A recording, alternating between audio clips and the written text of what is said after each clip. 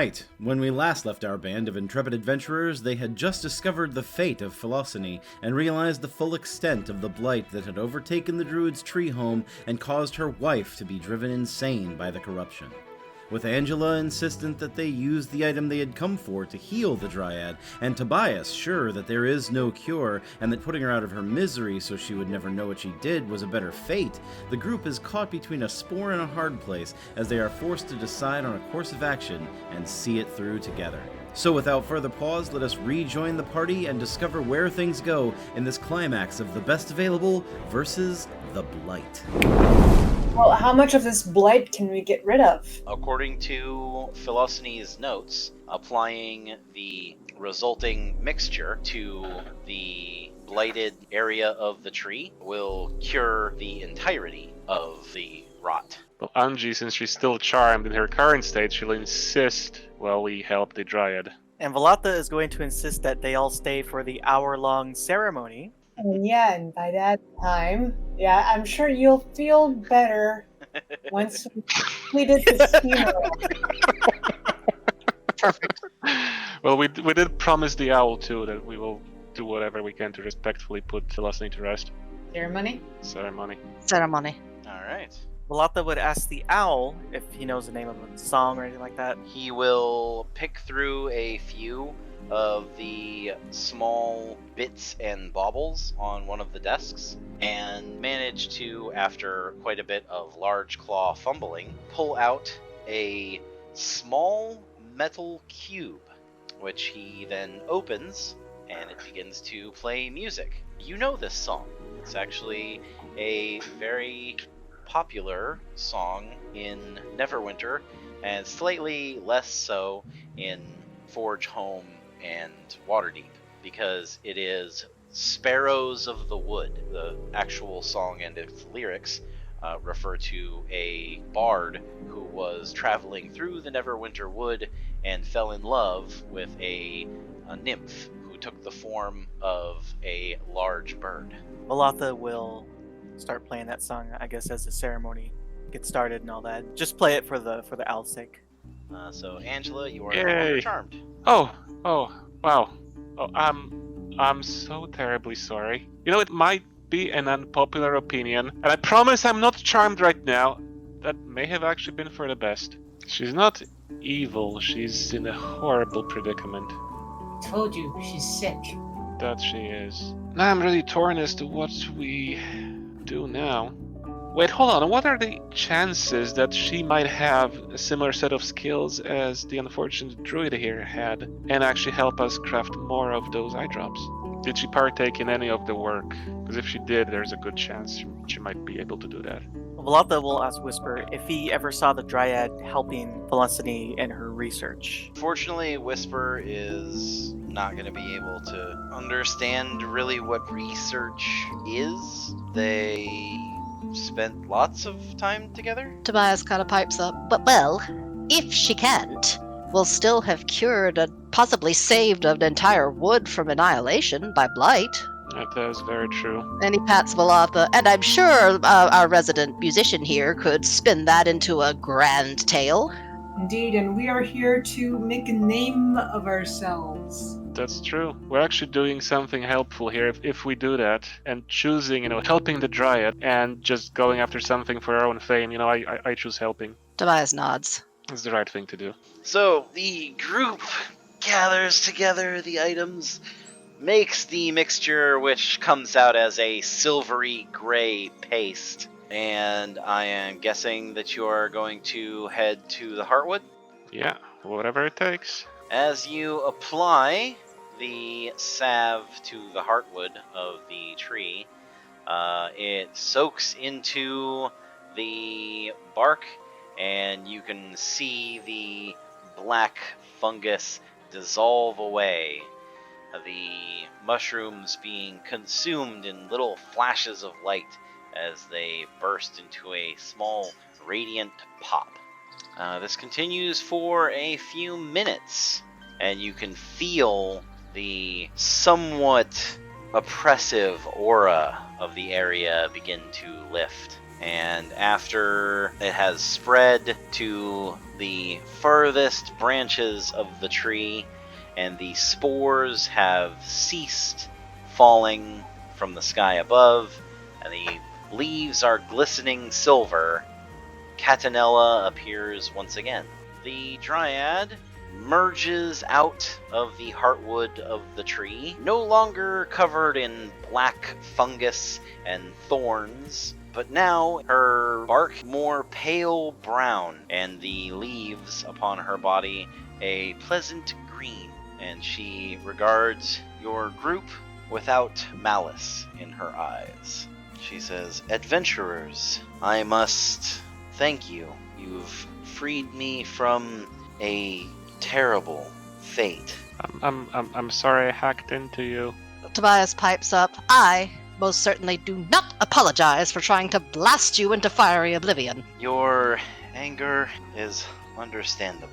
I was not myself. The blight had overcome me. Though I know all that I did, I can only feel regret. I can do little to undo what has been done. So sorry about your partner. Valata will step closer, a look of concern on her face, and she will ask, "What will become of Whisper?" Whisper can always stay here, but I fear our relationship will become tenuous at best. If you wish it, I am sure that she may be convinced to join you on your journeys. He did enjoy traveling alongside Felosinney when she still ranged far from the tree, before she settled down. Valata will smile at this offer and say, "Only if he wishes to. I don't want us to come off as, demanding or anything. If he does agree, I will be glad to play the tune from the music box anytime she wishes." I know that it is likely not to come here and deal with this, but I am thankful that you saw mercy in your hearts. Is there aught that I can do for you to assist with what Felosinney had promised? Tobias will immediately speak up. Well, if you've any knowledge of how to create the eyedrops that saved your life, the very ones she was researching, you see, that would help us immensely. Unfortunately, I don't have any knowledge of alchemy. Oh, there's that. It's alright. Having healed the dryad and lacking any greater lead on the eyedrops or the Uthgard tribe's mount, the party takes to gathering the druid's research, with Catinella's blessing, with the intention of delivering it to Zacharias so that he might reverse engineer the process himself. The treehouse is still in tatters, bodies of innocents and brigands alike strewn about, and the damage caused by the rot still lingers despite the fungus itself being purged. There would be much work to do before this place could be called a home yet again, but as the party marches back toward the road with their back laden with research notes, they can see Catinella working to restore her late lover's home, intent on making their tree fort a monument to her noble love. So with that done, your party is now free to head back with Whisper to the airship or head directly to Forgehome. Biggs and Wedge will advise you that Forgehome does have a dock for the airship, as that is where Zacharias' party is from. It is the primary place they go to refuel and rearm. That makes sense to take the airship there then. They both seem more than happy to plot a course back to Forgehome, although the Dragonsworn members of the crew seem slightly less enthused, probably preferring a less savory locale, as there are mutterings that there are just too many rules of what you're allowed to do in Forgehome. The members of the dragon cult have odd views on what counts as cruel and malicious laws, and it seems that not being allowed to do harm to those who irritate them is considered overbearing in their culture. Their landing is greeted by members of the Forge Tenders. Serving not only as powerful guards and specialists, teams of them band together in the same fashion as adventuring companies to ensure the safety of the scattered peoples in the savage frontier.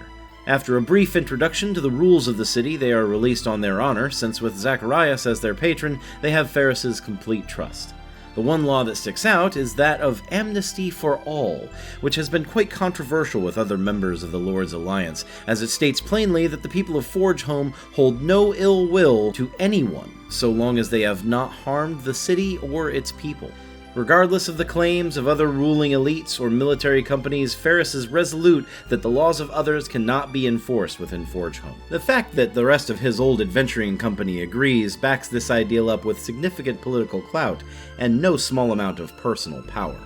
Angela has the hardest time understanding the purpose of the strange laws and puzzling out whether they are working for good or ill, as this also implies that known villains could flee to the city for safety, but she chooses to place her trust in Zacharias until she has reason to suspect something is amiss, as she knows too well how some laws still allow evil to triumph. Traveling to the city, you will find that you are accepted quite easily, and the information that you hand over is brought to Zacharias' attention by the High Clerist that meets you at the landing pad. They assure you that it will make it into Zacharias' study and usher you on your way back to Waterdeep. Apparently, the wizard that Felosinney was communicating with, as you probably already guessed, was Zacharias.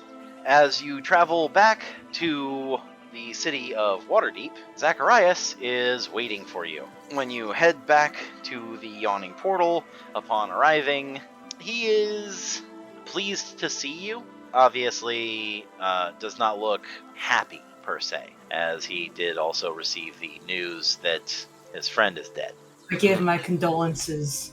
He says that he understands that the decision had to be made, because obviously you explained to him what happened, and says that he believes that it was the right decision and that it will probably be able to be woven into a good enough tale to impress. Perhaps not as well as finding the lost cairns of the Thunderbeast tribe, but cleansing Neverwinter Wood of a blight that would have potentially ravaged the already damaged city is still important. So, I suppose this is where we stand. 4 days left before the choosing. I hope that you are all prepared. I am fairly confident that you will be chosen, but I will put extra effort in the telling of your story. Fingers crossed. Tobias, Yes. I did receive a message for you from a strange courier. A short fellow, like a halfling, but with a big bushy tail underneath his cloak. He hands you a letter. Curious that I'd need post out here, but thank you. Thank you very much. Let's see. And kind of paying no attention to the party about him, he will pop the letter open and take it out and read it. It reads, Dearest Tobias, I hope that this letter finds you well. There are worrying figures lurking around in town. Black leather-clad humans from the Prime have been prowling around and asking for any travelers who have left the Feywild and traveled where you have gone. No one has told them anything yet, but I worry that it's only a matter of time before someone talks about your disappearance. It is signed, Love, Mama. As Tobias reads, you see his eyes start slowly widening by degrees, and by the time he gets to the last word, they're about the size of the rest of his face. You will see him hurriedly and shakily refold the letter and try to put it back into the envelope the wrong way. He will then correct himself, put it in his bag, and kind of begin pacing back and forth in place. Oh dear, oh dear, oh dear, oh dear, oh dear, oh dear, oh dear. Zacharias is going to interject and say, is everything all right, Tobias? Well, I think it shall be. It's a letter from home, you see, and I haven't been there in a while. I really should check in on my family. There's only 4 days before the festival begins. How far away does your family live? Oh, just a realm. A what? A realm. A place. I'm of the Feywild, you see. That's where I ventured here from. Your family lives in the Feywild. Tobias kind of calms down enough to look confused and cocks his head. Oh, yes. Where did you think rabbit folk lived? I figured across the sea or underground? No. We're Feywild natives. How are you going to get to the Feywild? Teleporting you there would not necessarily be a problem. I would need reagents. It's the teleporting you back is the greater issue, but I think I know something that can here. I will take some time to see whether or not I can configure one of the cubic gates to something nearby. If you need anything while you're here in town, I suggest you pick it up now. Thank you. Thank you very, very much, he says, just kind of bowing to Zacharias. What more do we have to worry about in our lives than the safety of our family? He just nods. So, as he is heading out, you hear the sound of the tavern keeper's voice calling out for a particular person. Durnan, in all of his mustached glory, yells over the din of the bar, "Hawthorne!" Oh boy. Here? And that is where we will leave our party for now. Despite the fact that they are right on the crux of the ceremony that will lead them to Undermountain, Zacharias has offered his arcane assistance so that Tobias might see to his familial concerns. And what is it exactly that Durnan suddenly wants with Angela Hawthorne? With the festival's official start about to come to pass, it could be anything, but we'll have to wait until next time to find out. Until then, thank you all so much for watching, and it's time for me to express our whole team's love for our true heroes, our supporters, starting with those in the powered tier. David, Doodlepoodle, Jay Jones, John the Wicked, and William Smith. In the planar tier, we have CJ, Darth Cavalier, Gordy Danke, Ice Dragon, Jesse Labrie, Joshua Williams, PPNTT807, and Sparkle Lord the Fabulous. In the Adventurer tier, we have All Is Fiction, Bastion Falconwrath, Dragon Tempest, Ice Commander, John R300, Justin, Katie, Mystics, Rosilla Streaming Network, Shadow Menser, Sneaky GI, Sucrash, and V. In the Questgiver tier, we have Enon44, Bird or the Cage, Emanon, Kate, Kyla, Night Archer, ODST Hero, Robert Mischief, Rio 1990, Sephiroth Kurosame, and Slathar Silcom. In the Townsfolk tier, we have Adrian, Blizzard Hawk, Biz Adrian, Dylan Taylor, Doodlepoodle again, Enrique, Ginseng 3, Matus, Okada, Scott Stedman, Sergeant Humpty, Shugenja, and Tom Brazeau. A special mention, as always, to Scion of Magnus and the Sammy Wolf. As always, we can't forget our production team, Doodlepoodle, Nala Fontaine, Shadow Wolf, Scorpius187, MC_Cheshire, Thriving Inferno, and the Forever DM. Me. Until next time, take care of yourselves, take care of each other, and I will see you in the next one. Good night, all.